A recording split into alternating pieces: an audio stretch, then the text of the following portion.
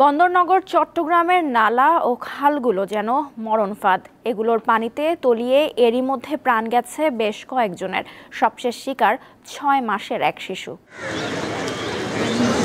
চট্টগ্রামে জলাবদ্ধতা নিরসনে ১০,৫০০ কোটি টাকার কাজ করছে সিডিএ।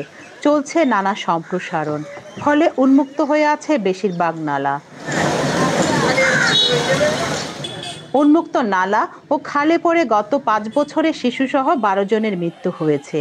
এই মরণ ফাঁদে পড়ে নিখোঁজ শিশু সেরিসকে উদ্ধার করা হয় ১৪ ঘন্টা পর।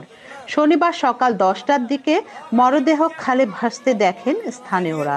খবর দেওয়া হয় ফায়ার সার্ভিসকে। প্রশাসন আসছে, অনেকগুলো মানুষ জোট হয়েছে। পরে আমার এলাকার এক মানুষ, আমার এক ভাই মিজানুর রহমান, উনি নিজে নামে উনি তুলছে, আমি আবার ভিডিও করছি।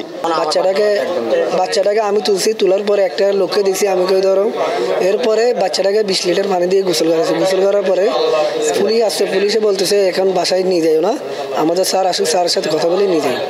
শুক্রবার রাত ৮টার দিকে রিকশায় শিশুটিকে নিয়ে কাপাসগোলা আত্মীয়ের বাড়িতে যাচ্ছিলেন তার মা ও নানি। পথে রিকশাটি উল্টে খালে পড়ে যায়। স্থানীয়রা মা ও নানিকে দ্রুত উদ্ধার করলেও শিশুটি ডুবে যায়। এই খালটির দৈর্ঘ্য ৭ থেকে ৮ কিলোমিটার, যার ৯০% এলাকায় আমরা চিরুনি অভিযান চালিয়েছি। পরবর্তীতে আমরা জানতে পারি নিখোঁজ শিশুটির মৃতদেহ চাকতাই খাল থেকে উদ্ধার করা হয়েছে। এদিকে শিশুটি উদ্ধারের খবর পেয়ে চট্টগ্রাম সিটি মেয়র ছুটে যান তার পরিবারকে সান্ত্বনা দিতে। বলেন, খালে যারা ময়লা ফেলছে তাদের বিরুদ্ধে আইনি ব্যবস্থা নেওয়া হবে। যেহেতু এটা ম্যাজিস্ট্রেসি পাওয়ার এভাবে দেওয়া হচ্ছে, আমি এই জন্য অগ্রিম সতর্ক করে দিচ্ছি জনগণকে, ময়লা আবর্জনা ডাস্টবিনে ফেলবেন। যত্রতত্র যার আঙ্গিনায় ময়লাগুলো পাওয়া যাবে তাকে আইনের আওতায় আনা হবে। নালা নর্দমায় দুর্ঘটনার বিষয়ে সিটি কর্পোরেশন ও সিডিএ পরস্পরকে দুষছে। এমন ঘটনার যাতে পুনরাবৃত্তি না হয় সে বিষয়ে সবাইকে সচেতন হওয়ার আহ্বান জানান সিটি মেয়র।